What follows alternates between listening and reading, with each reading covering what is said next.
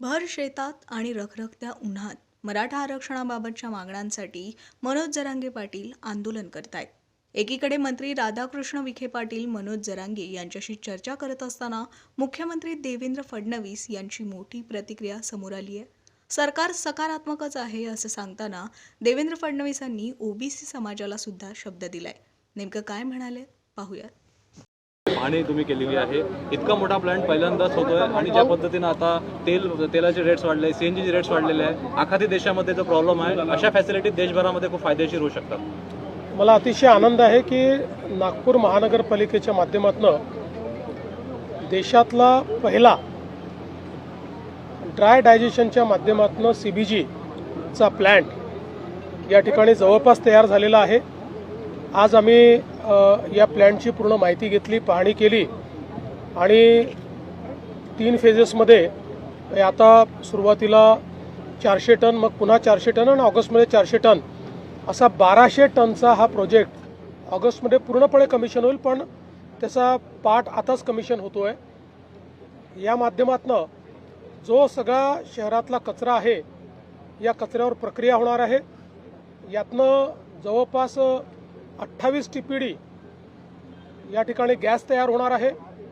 त्यासोबत जवळपास 120 टीपीडी जे ऑर्गॅनिक मॅन्युअर आहे ते मॅन्युअर या ठिकाणी तयार होणार आहे आणि त्यासोबत जवळपास 400 टीपीडी आरडीएफ तयार होणार आहे की जे आपल्या सिमेंट फॅक्टरीजला किंवा इतर ठिकाणी लागतं।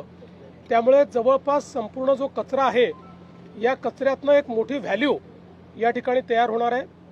हा देशातला पहिला असा प्लांट आहे की जो विदाऊट टिपिंग फी या ठिकाणी संपूर्णपणे खाजगी गुंतवणुकीतून करण्यात आला आहे। जवळपास 300 कोटी रुपयाची गुंतवणूक ही या ठिकाणी त्यांनी केलेली आहे आणि हे जे मॉडेल आहे हे इतकं चांगलं आहे की ज्याच्यातनं पुढच्या काळात कुठेही कचऱ्याचे ढीग आपल्याला दिसणार नाही आणि वेस्टला वेल्थमध्ये कन्वर्ट करून त्या माध्यमातून आपण जो काही आपलं पर्यावरण आहे त्या पर्यावरणाची हानी देखील मोठ्या प्रमाणात टाळणार आहोत।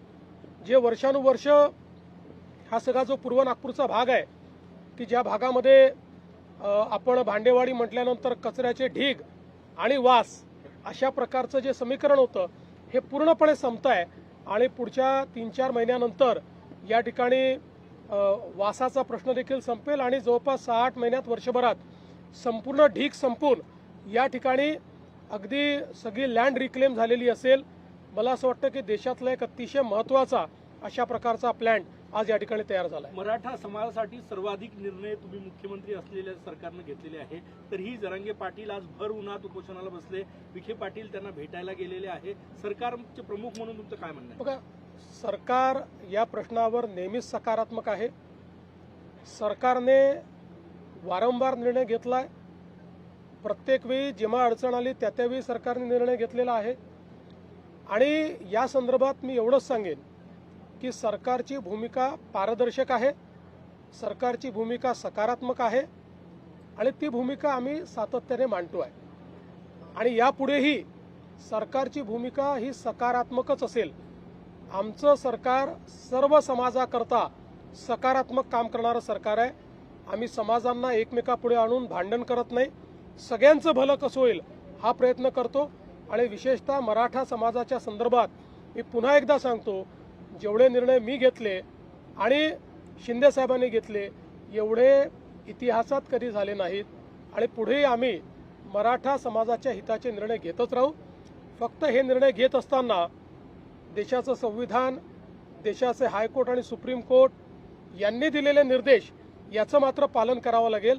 त्या निर्देशांचा अवलंबन न करता जर एखादा निर्णय घेतला तर त्यातनं केवळ प्रसिद्धी मिळेल पण तो निर्णय टिकणार नाही। त्यामुळे संविधान आणि न्यायालयाचे निर्णय यांच्या कसोटीवर जे निर्णय आम्हाला घेता येतील त्याच्या कसोटीवर खरे ठरणारे जे निर्णय असतील ते सगळे निर्णय आम्ही घेऊ। जरांगेंचं आंदोलन सुरू झालं की ओबीसी समाजामध्ये एक भीतीचं वातावरण असतं, तुम्ही त्यांना काय आश्वासन? मी असं स्पष्टपणे सांगतो, एका समाजाचं काढून दुसऱ्या समाजाला द्यायचं अशा प्रकारचं या सरकारने कधीही केलं नाही, आम्ही करणार नाही। ओबीसी समाजालाही घाबरण्याची आवश्यकता नाही।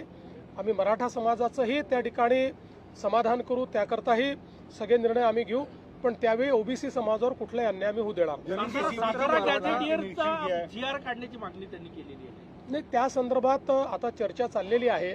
एवढ्या डिटेलमध्ये मी बोलणार नाही. मी पुन्हा एकदा सांगतो, न्यायालय, कायदा आणि संविधान याच्या चौकटीत बसून कुठलाही निर्णय घ्यायला आम्ही तयार आहोत.